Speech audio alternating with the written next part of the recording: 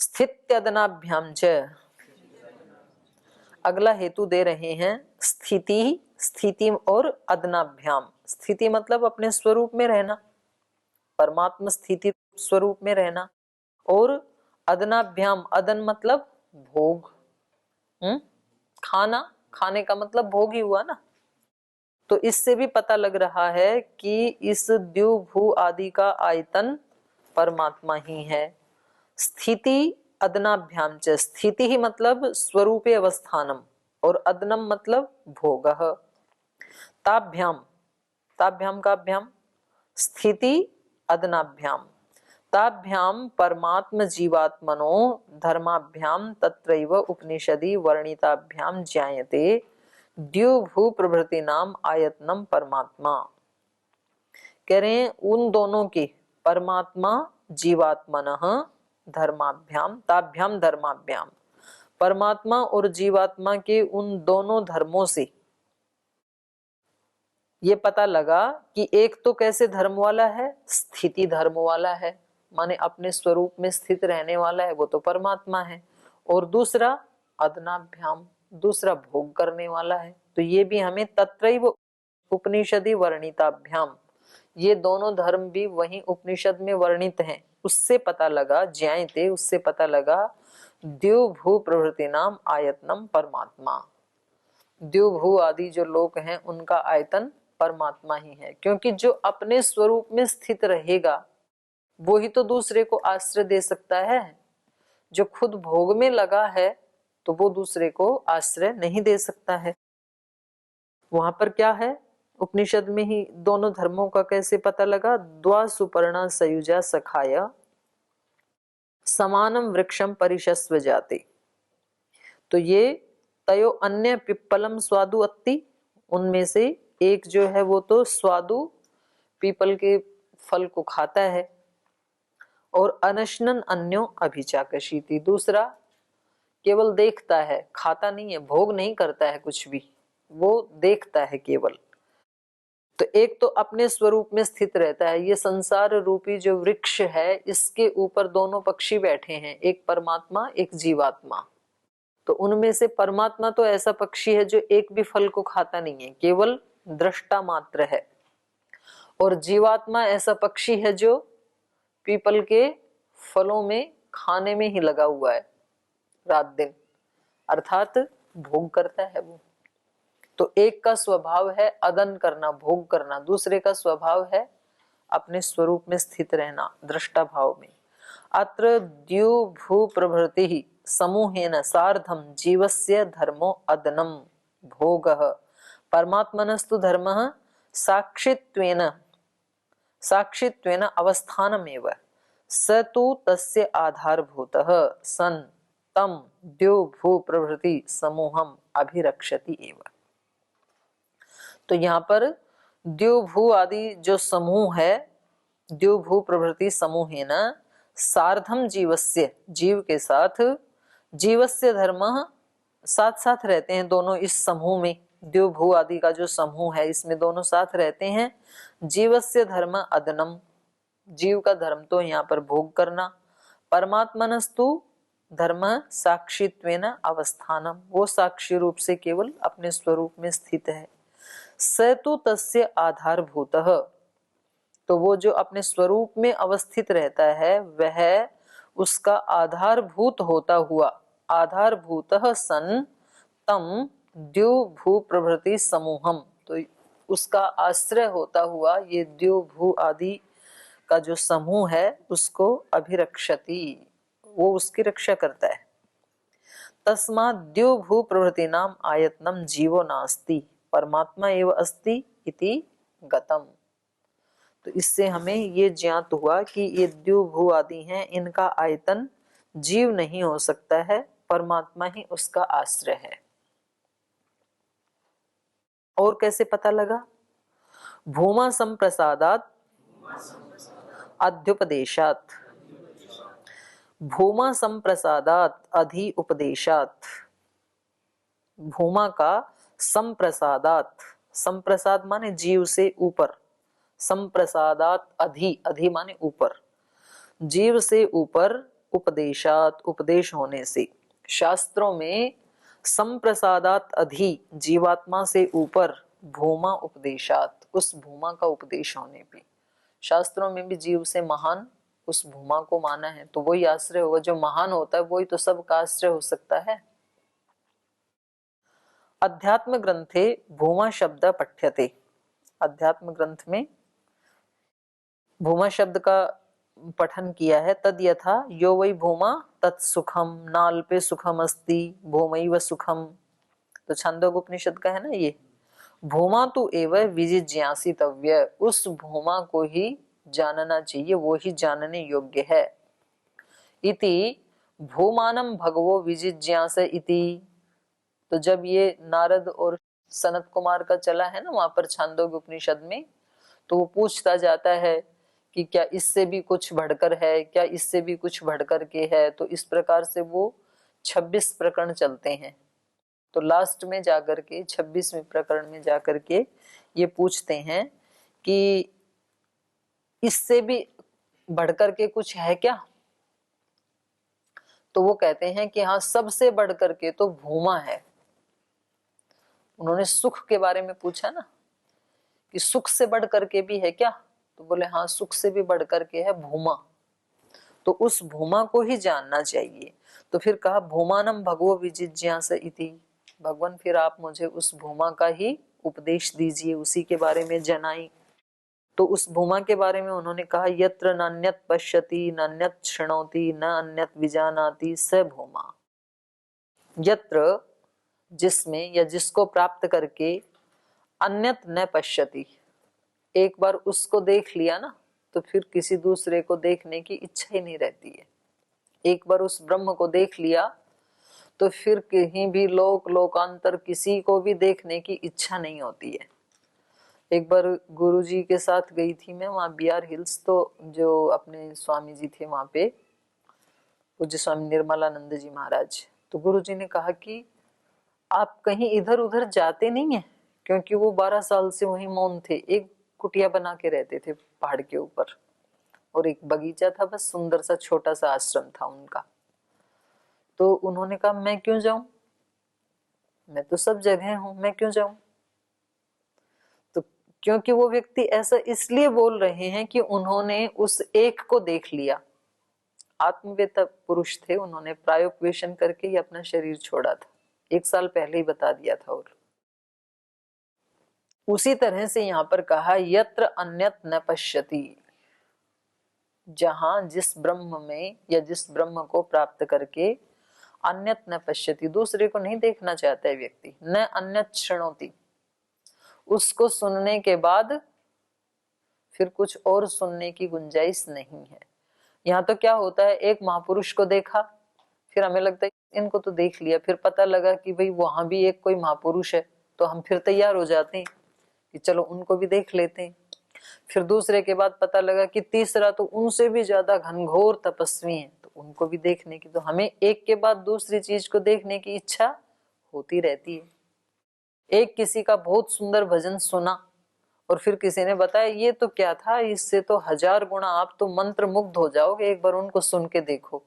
फिर हमारी इच्छा क्या होती है, चलो तो उनको भी सुन के देखते हैं, ऐसा कह रही हैं तो हमारी इच्छा समाप्त नहीं होती है संसार की चीजों को देख करके, लेकिन उस परमात्मा को एक बार यदि देखा तो फिर अन्य को देखने की इच्छा नहीं होती है।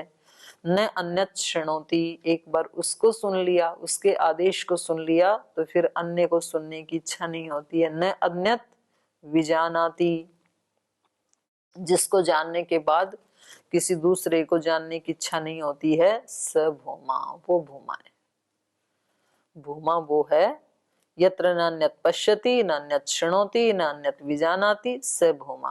अथ यत्र अन्यत पश्यति अन्यत शृणोति अन्यत विजानाति तद अल्पम, क्योंकि वो अल्प रह गए इसीलिए तो दूसरे को सुनने की इच्छा होगी।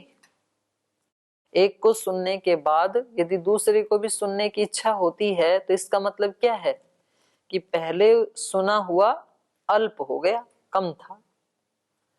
एक को देखने के बाद यदि दूसरे को भी देखने की इच्छा होती है तो इसका मतलब पहले वाला दर्शन अल्प था, पूरा नहीं था। तो कहा कि जहां जहां जब अन्य को देखने की, अन्य को सुनने की, अन्य को जानने की इच्छा होती है वो अल्प है, और जिसको जानने देखने के सुनने के बाद दूसरे को जानने देखने सुनने की इच्छा नहीं होती वो भूमा है। यो वही भूमा तद अमृतम। भूमा कौन है? जो कभी मरता नहीं है, एक बार मिलने के बाद नष्ट नहीं होता है फिर। तद अमृतम अथ यद अल्पम तन्मर्त्यम। और जो अल्प होता है वो तो नष्ट हो जाता है। सो अत्र पठितो भूमा खलु परमात्मा विज्ञेय। और ये बात जो है ये वैसे लोक में भी घटित होती है। लोक में भी अल्प में सुख नहीं मिलता है। लौकिक सुख में भी कौन सा सुख चाहिए? बड़े वाला।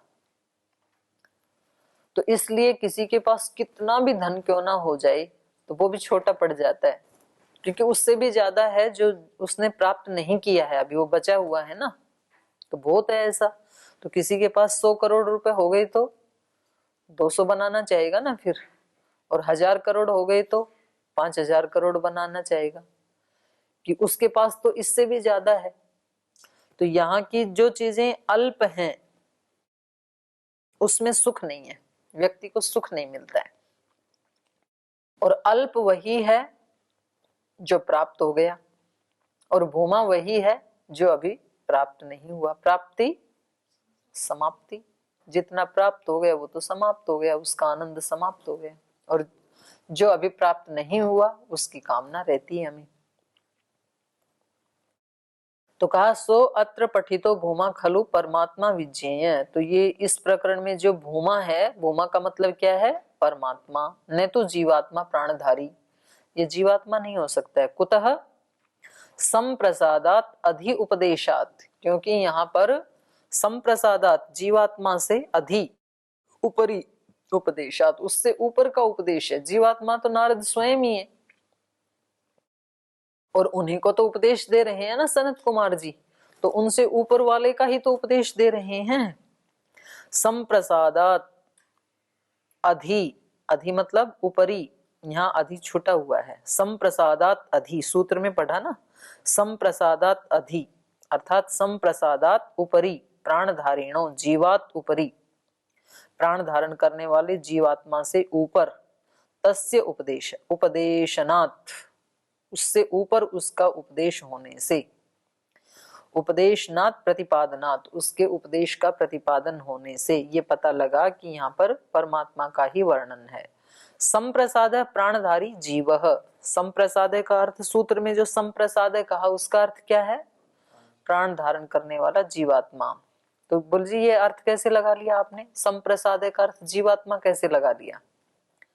तो उसका प्रमाण दे रहे हैं। अत्र प्रमाणम, इसका प्रमाण है छांदोग्य उपनिषद का ही। एस संप्रसादो अस्मात् शरीरात् समुत्थाय परम ज्योति उपसंपद्य स्वेन रूपेण अभिनिष्पद्यते स उत्तमः पुरुषः। तो यहाँ पर क्या कहा? एष संप्रसाद, ये संप्रसाद। तो यहाँ भी जीव तो कहा नहीं, संप्रसाद कहा। एष संप्रसादो अस्मात् शरीरात् समुत्थाय, इस शरीर से उठकर, इस शरीर से निकलकर, परम ज्योति उपसंपद्य, परम ज्योति से संपन्न हो जाता है। अर्थात स्वेन रूपेण अभिनिष्पद्यते, अपने ही स्वरूप से वो निष्पन्न हो जाता है। स उत्तमः पुरुषः, वो रूप कौन सा है उसका? उत्तम पुरुष का, श्रेष्ठ पुरुष का। तो वो वहां पर प्रसंग चल रहा है। कथम संप्रसादात ऊपरी तस्योपदेशः।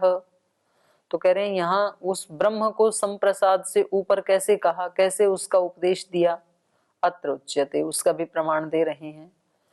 श्रुतम ही एव में भगवत दृशेभ्यः तरति शोकम आत्मवित् इति। उससे ऊपर कैसे माना? तो कह रहे हैं यहाँ पर नारद जी कहते हैं वहां पर सनत कुमार जी को, अपने गुरु जी को, श्रुतम ही एव में भगवत सदृशे भगवत दृशेभ्य, हे भगवान मैंने आप जैसे विद्वानों से, ज्ञानियों से सुना है, तरति शोकम आत्मवित् इति, जो आत्मवित्त है वो शोक को तर जाता है, उसके पार चला जाता है, उसको शोक नहीं होता है किसी भी बात से, जो आत्मवेत्ता होता है। तो ये भी पहचान है ना, जब तक हमें किसी चीज से हर्ष या शोक होता है, इसका मतलब आत्मवेत्ता नहीं है। और यदि हर्ष हो रहा है किसी चीज को प्राप्त करके, तो निश्चित रूप से जान लेना चाहिए कभी ना कभी शोक भी होगा ही। और यदि शोक हो रहा है किसी चीज से, तो जान लेना चाहिए कि कभी ना कभी किसी चीज की उपलब्धि से ये व्यक्ति हर्षित भी होगा। और हर्ष या शोक दोनों में से कुछ हो रहा है, तो इसका मतलब अभी हम आत्मवेत्ता नहीं हैं। तो यही नारद जी ने कहा था कि मैंने तो आप जैसे ज्ञानियों से सुना है, शोकम आत्मवित तरती, तरती शोकम आत्मविति। आत्मवेत्ता जो होता है शोक से परे चला जाता है। सो हम भगवत शोचामी, भगवान मैं तो शोक से युक्त हूँ, शोक करता हूँ। तम माम भगवान शोकस्य पारम तारयतु, तो हे भगवान आप मुझे इस शोक से पार उतारें। इति नारद वचनम सनत कुमार श्रुत्वा, तो नारद के इस वचन को सुन करके सनत कुमार ने तस्मयी मृदित कसायाय तमसः पारम दर्शयति भगवान सनत कुमारः, तो वहां पर सनत कुमार ने, तो देखो यहाँ नारद के लिए कितना अच्छा विशेषण आया, तस्मयी मृदित कसायाय। कसाय मतलब कूड़ा करकट, कसाय काढ़े को भी कहते हैं दक्षिण भारत में, जो काढ़ा बनाते हैं ना आपको कहते हैं कषाय। तो कसाय मतलब होता है दोष, और मृदित कषाय मतलब दुर्बल हो गए हैं दोष जिसके, दुर्बल हो गए हैं दोष जिसके, ऐसे उस नारद के लिए मृदित कसायाय तस्मयी तमसः पारम दर्शयति, तमस से पार दिखाते हुए भगवान सनत कुमार ने उनको उपदेश दिया था। तो ये बात जानना, क्योंकि ये तो बड़े ज्ञानी है ना जो नारद हैं, उन्होंने क्या क्या पढ़ा है, चारों वेद, चारों उपवेद, सारे दर्शन, सब उपनिषद, रामायण, महाभारत, क्षत्र विद्या, नक्षत्र विद्या, भूगर्भ विद्या, सब विद्याएं तो पढ़ी हुई है ना वहां उन्होंने। और इतनी विद्याओं को पढ़ने के बाद यदि वो साधक नहीं होते और योगी नहीं होते, तो वो तो फिर अहंकार से भर जाते भी, मैं तो सब कुछ जानता हूँ। तो जान ही लिया था ना सब कुछ उन्होंने, तो शाब्दिक रूप से तो जान ही लिया था। और फिर भी कोई व्यक्ति ये कह रहा है कि जी जान तो लिया लेकिन शोक के पार नहीं जा रहा हूं, तो इसका मतलब है कि उनके अंदर के जो दोष हैं वो मृदित हो चुके हैं, मृदु हो चुके हैं, बहुत कम हो गए हैं। अगर अंदर दोष होंगे, राग द्वेष मोह, तो व्यक्ति घमंड से भर जाएगा इतना जान करके। तो वो बोलेगा कि आ जाओ मेरे सामने कोई भी शास्त्रार्थ करने के लिए, मैं तो सब जानता हूं। ये एहसास होना कि मैंने शब्द रूप में तो जाना है लेकिन अभी कुछ तो जानने योग्य बचा है, ये कहने के लिए तो व्यक्ति को दोष रहित होना पड़ेगा, उसके दोष कम हो गए हैं तभी उनको ये बात पकड़ में आएगी। तो नारद ने कहा कि मैं तो उसको शोक को नहीं तर पाया अभी, तो इसलिए तस्मै मृदित कषायाय तमसः पारम दर्शयति भगवान सनत कुमारः।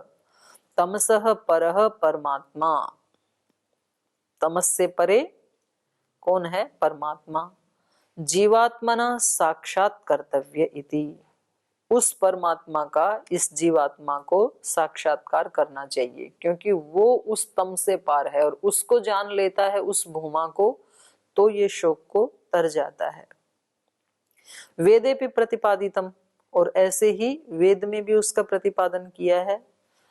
वेदाहमेतम पुरुषम महांतम आदित्य वर्णम तमसः परस्तात्, यहाँ ए लगा लेना, वेदाहमतम कर रखा है, वेदाहमेतम, तो कह रहे हैं अहम एतम पुरुषम महांतम आदित्य वर्णम वेद, जो कैसा है? तमसः परस्तात्, जो तमस से परे, अज्ञान से परे है, जो उसको मैं जानता हूँ, ये यजुर्वेद में है। स एष भूमा जीवात्मनो अपि वरिष्ठत्वात् परमात्मा एव इति निश्चयः, तो ये जो इन्होंने भूमा का वर्णन किया है, ये भूमा कैसा है? ये इस जीवात्मा से वरिष्ठ है, इससे श्रेष्ठ है, इससे ऊपर है, वो अधि है।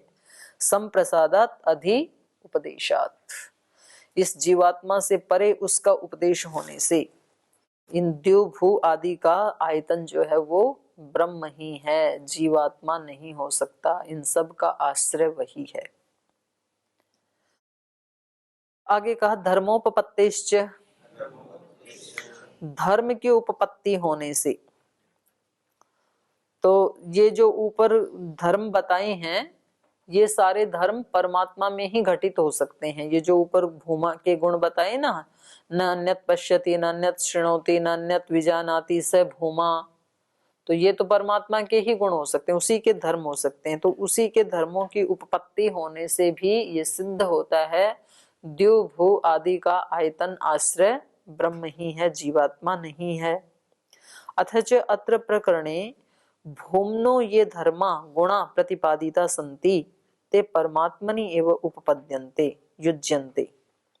इस प्रकरण में इस भूमा के जो धर्म या गुण प्रतिपादित किए गए हैं ते परमात्मनि एव उपपद्यन्ते, वो परमात्मा में ही उपपन्न होते हैं, परमात्मा में ही युज्यन्ते घटित होते हैं।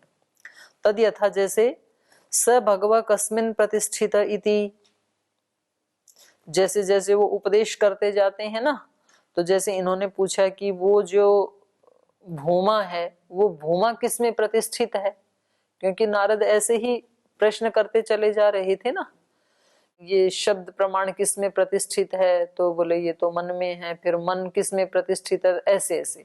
तो जब इन्होंने भूमा का उपदेश दिया तो इन्होंने पूछा नारद ने स भगव कस्मिन् प्रतिष्ठित इति, तो कहा स्वे महिमनी, स्वे आएगा यहाँ पर जो मूल पाठ है ना, वो अपनी ही महिमा में प्रतिष्ठित है।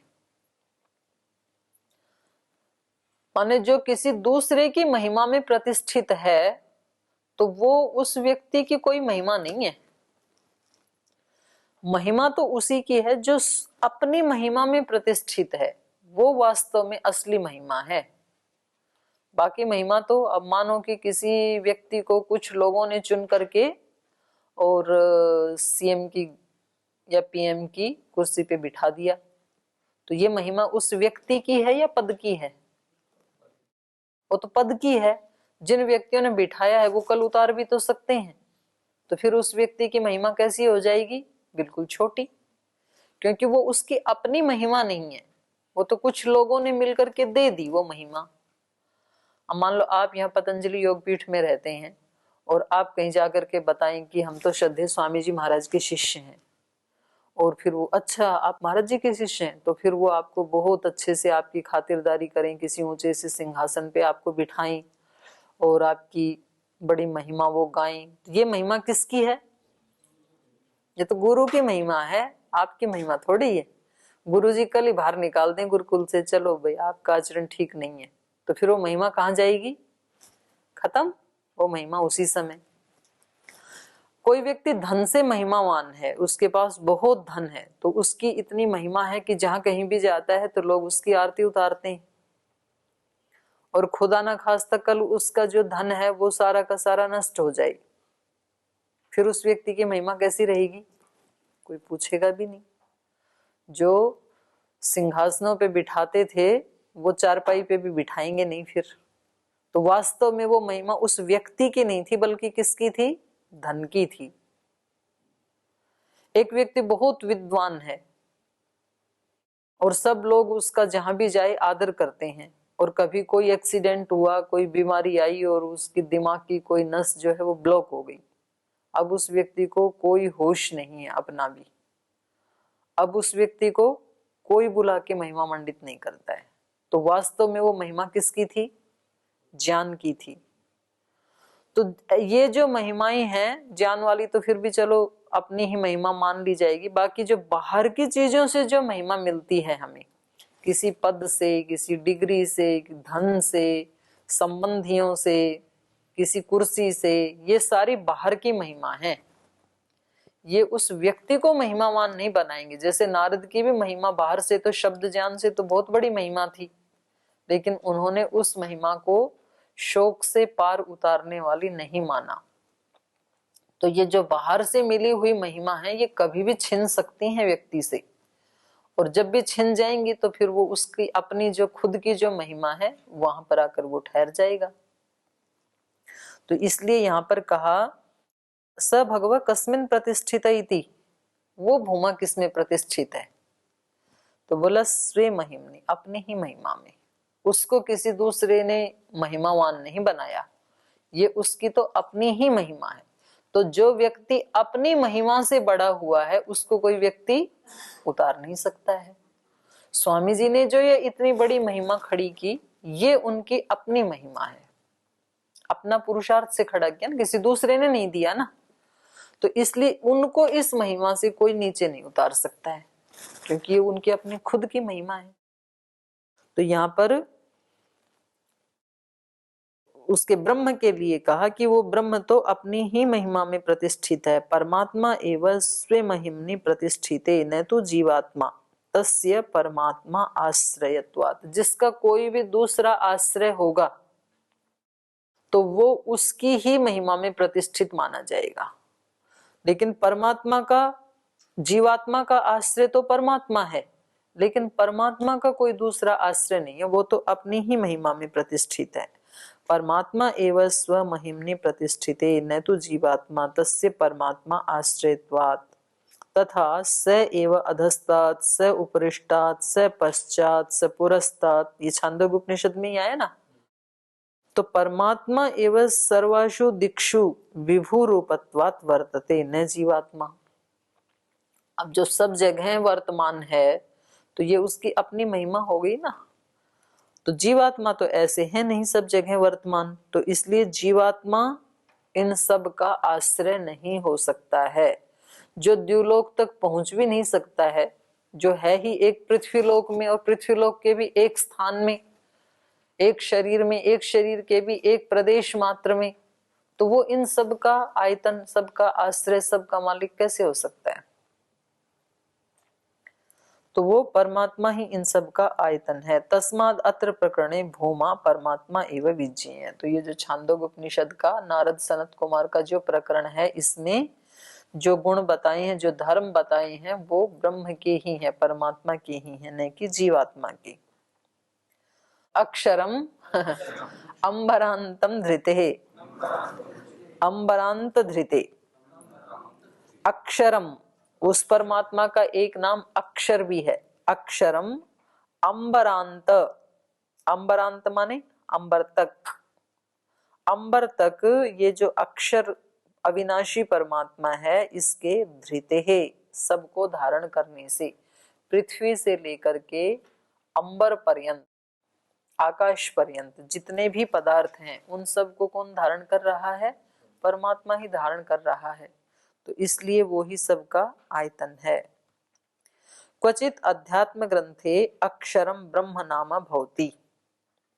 अध्यात्म ग्रंथों में ब्रह्म का नाम कहीं कहीं अक्षर इस नाम से भी कहा गया है। यथा कस्मिन्नु खलु आकाश ओतश्च प्रोतश्च इति स होवाच एतत् वै तदक्षरम गार्गी। तो वहां बृहदारण्यक में चलते हैं ना याज्ञवल्क्य और गार्गी का संवाद। तो गार्गी ने पूछा कस्मिन्नु खलु आकाश ओतश्च प्रोतश्च इति, ये आकाश किसमें ओतः प्रोतः, पहले उसने पूछा कि ये सब प्रजाएं, ये लोक लोकांतर, ये सब किसमें प्रतिष्ठित हैं? तो उन्होंने कहा आकाश में। फिर बोले ये आकाश किसमें प्रतिष्ठित है? तो उन्होंने कहा ये आकाश तो उस अक्षर ब्रह्म में प्रतिष्ठित है। आकाशः ओतश्च प्रोतश्च स होवाच एतद्वै तदक्षरम गार्गी। हे गार्गी, एतद्वै तदक्षरम, ये आकाश उस अक्षर ब्रह्म में। ब्राह्मणा अभिवदन्ति अस्थूलम अनन्वः अह्रस्वम। तो कह रहे हैं ब्राह्मण लोग उसको क्या बोलते हैं? अभिवदन्ति अस्थूलम, वो स्थूल नहीं है, हैं? वो जो ब्रह्म है वो स्थूल नहीं। स्थूल का मतलब यहाँ पर ऐसे जैसे आकृति होती है ना, स्थूल रूप, ऐसा उसका रूप नहीं है। अस्थूलम अनन्वः, वो अन अणु, अणु रूप भी नहीं है वो, मतलब वो छोटा भी नहीं है, ये सारा उसी का रूप है। अनन्वः अह्रस्वम, और वो ह्रस्व नहीं है, बल्कि वो क्या है? महान है, विभु है वो। अत्र अक्षरम ब्रह्म नाम, तो यहाँ पर अक्षर किसका नाम है? ब्रह्म का नाम है। कुतः? तस्य खलु आकाशांत सृष्टि धारण शक्तिमत्वात्, आकाश पर्यंत जितने भी पदार्थ हैं उन सब को धारण करने की शक्ति वाला होने से। तत्र गार्गी पृच्छति, वहीं पर ही गार्गी पूछती हैं, यद ऊर्ध्वम याज्वल्क्यः दिवो यद अवाक् पृथिव्याः यद अंतरा द्यावा पृथिवी इमे यद भूतम भव्यच्च भविष्यच्च इति आचक्षते कस्मिंस्तद ओतम प्रोतम च इति। तो ये थोड़ा सा इसमें बड़ा है, अभी समय हो गया तो इसको फिर कल पढ़ेंगे 10 सूत्र को।